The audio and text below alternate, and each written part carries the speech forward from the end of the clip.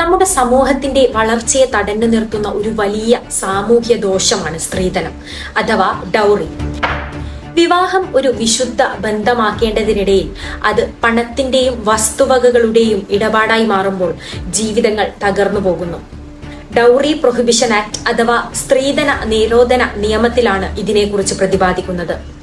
വിവാഹത്തിന് മുൻപ് അല്ലെങ്കിൽ ശേഷം വരന്റെ കുടുംബം ആവശ്യപ്പെടുന്ന സ്വത്തോ പണമോ ഈ നിയമപ്രകാരം നിയമവിരുദ്ധമാണ്.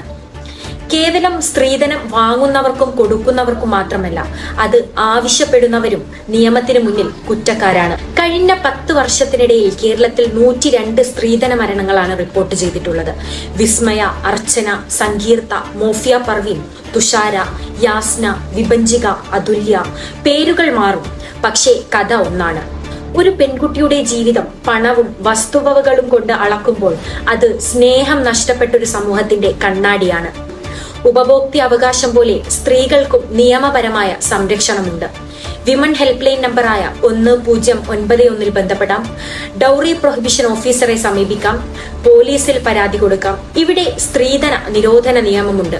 പക്ഷേ സമൂഹത്തിന്റെ മനോഭാവം മാറാതെ, സ്ത്രീധനത്തിനെതിരെ കുടുംബവും സമൂഹവും ഒരുമിച്ച് നിലകൊള്ളാതെ ഇത്തരത്തിലുള്ള മരണങ്ങൾ അവസാനിക്കുന്നില്ല.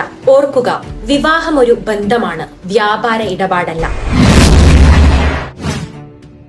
Truth Times. Truth beyond the headlines.